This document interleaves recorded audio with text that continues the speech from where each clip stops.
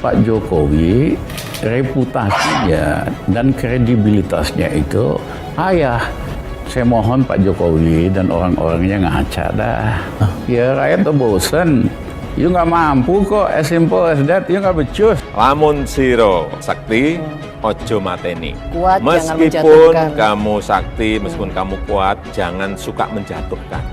Lamun siro banter, ojo disiki. Meskipun kamu cepat, jangan suka mendahului. Yang ketiga tadi, lamun siro pinter, ojo minteri. Meskipun kamu pandai, jangan sok pintar. Rizal Ramli memutuskan siap memimpin Indonesia 2024. Jika kelak orang yang menggantikan Pak Jokowi adalah sosok yang punya rekam jejak menggunakan isu SARA dan menghalalkan segala cara untuk menang dalam pilkada, Indonesia akan suram.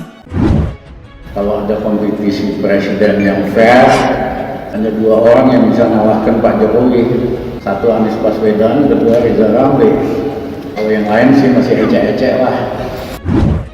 Indonesia akan suram jika yang terpilih kelak adalah seorang pembohong dan juga yang pernah dipecat oleh Pak Jokowi karena tidak becus bekerja. Mantan Menko Perekonomian Rizal Ramli menanggapi pemecatan dilakukan Presiden Jokowi terhadapnya beberapa tahun lalu.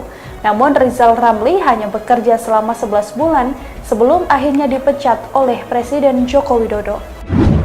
Rencananya nanti tahun terakhir baru mulai kampanye. Ternyata nggak ada pilkada tahun depan gitu. Nggak ada pilkada. Jadi ya sudah, pesan itu harus dibawa itu. Saya juga akan bawa pesan ini ke Jakarta. Jangan sampai Indonesia jatuh ke tangan pembohong. Jangan sampai Indonesia jatuh ke tangan Anies Baswedan. Pihak LBH Jakarta menyatakan selama 4 tahun kepemimpinan Anies Baswedan, Jakarta belum mengalami kemajuan. Jakarta yang semeraut sampai-sampai mendapat predikat kota dengan perencanaan tata kota terburuk di dunia. Pak Jokowi reputasinya dan kredibilitasnya itu payah. Saya mohon Pak Jokowi dan orang-orangnya ngaca dah. Ya rakyat tuh bosen. You nggak mampu kok, as simple as that, you nggak becus. Tidak ada kebanggaan yang lebih besar daripada melihat bagaimana Indonesia, bagaimana Pak Jokowi semakin dihormati di panggung-panggung internasional.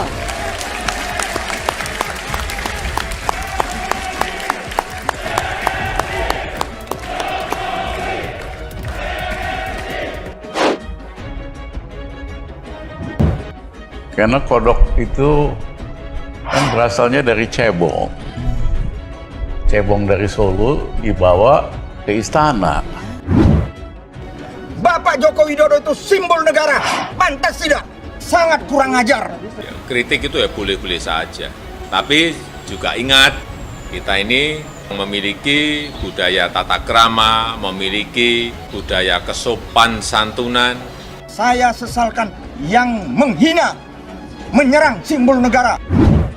Ya memang saya minta Jokowi supaya ngaca, supaya tahu diri. Karena kinerjanya payah banget. Rekam jejak pembohong ini harus kita ingat sebagai bahan pertimbangan saat pemilihan nanti di 2024. Jenderal-jenderal bilang Rizal Ramli itu dia pinter. Dia itu udah punya brevet. Kalian nggak ada apa-apanya. Jangan kalau dia ngomong apa aja diem. Namun Rizal Ramli hanya bekerja selama 11 bulan sebelum akhirnya dipecat oleh Presiden Joko Widodo. Belajarlah menunjuk hidung sendiri sebelum menunjuk hidung orang lain. Tapi seandainya pun Anies maju jadi calon presiden, saya maju karena kita teman lama. Hari pertama kami jadi presiden, saya akan tangkap 100 orang paling brengsek di Indonesia.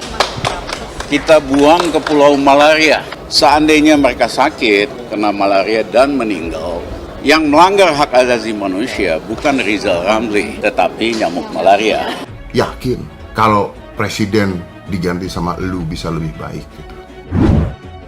Jadi daripada bikin ribet, bikin rakyat kita susah, bangsa kita susah, ya Mas Jokowi mundur diri lah supaya enak. Situ enak, kita rakyat juga enak gitu. Pak Joko Widodo itu kerjanya, ya, kerja keras, kerja cerdas, kerja ikhlas. Dengan hasilnya Saya kasih contoh infrastruktur.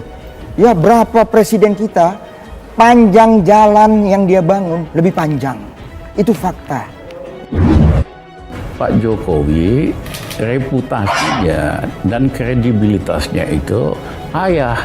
Saya mohon Pak Jokowi dan orang-orangnya ngaca dah. Ya rakyat tuh bosen. You nggak mampu kok, as simple as that. You nggak becus. Nyatanya 2 tahun kepemimpinan beliau hampir 70%, 60% mendukung semua langkah-langkah Bapak Joko Widodo, Presiden Republik Indonesia yang ke-7 yang diingini oleh rakyat. Partai Solidaritas Indonesia atau PSI mengaku siap menjadi oposisi pemerintah pada periode mendatang apabila Presiden terpilih pada Pilpres 2024 merupakan sosok yang intoleran. Hal tersebut disampaikan oleh Ketua Umum PSI Giring Ganesa dalam acara puncak hari ulang tahun PSI ke-7 yang dihadiri secara langsung oleh Presiden Joko Widodo dan Menteri Sekretaris Negara Pratikno. Bila kelak skenario buruk terjadi dan kandidat yang punya rekam jejak politisi agama menang di Pilpres, PSI siap menjadi oposisi sebagaimana yang telah kami buktikan di Jakarta hari ini, ujar Giring dalam sambutannya yang digelar secara virtual pada Rabu 22 Desember 2021. Giring menilai kemajuan yang sudah dicapai oleh Presiden Jokowi selama 2 periode ini akan hancur apabila sosok penggantinya merupakan orang yang memiliki rekam jejak menggunakan sentimen SARA untuk memenangkan proses pilkada. Kendati demikian, Giring tidak secara spesifik menyebut secara pasti siapa sosok yang dimaksud tersebut. Ia hanya mengatakan sosok tersebut merupakan orang yang pernah digantikan dalam pemerintah Jokowi. Indonesia akan suram jika yang terpilih kelak adalah seorang pembohong dan juga pernah dipecat oleh Pak Jokowi karena tidak becus bekerja, tegasnya. Di depan Jokowi, Giring menyebut bahwa saat ini mimpi Indonesia untuk menjadi negara besar semakin dekat dan nyata. Hal ini tidak lain karena gencarnya pembangunan infrastruktur berupa jalan, jembatan, pelabuhan, bandara, dan jaringan internet oleh kepala negara. Pembangunan infrastruktur itu, kata Giring, telah membuka isolasi dan menghubungkan satu sama lain.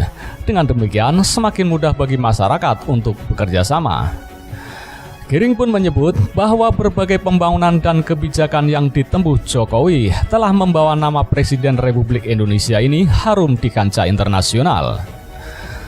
Bapak Presiden yang saya muliakan dan saya hormati, tidak ada kebanggaan yang paling besar daripada melihat kebanggaan Indonesia.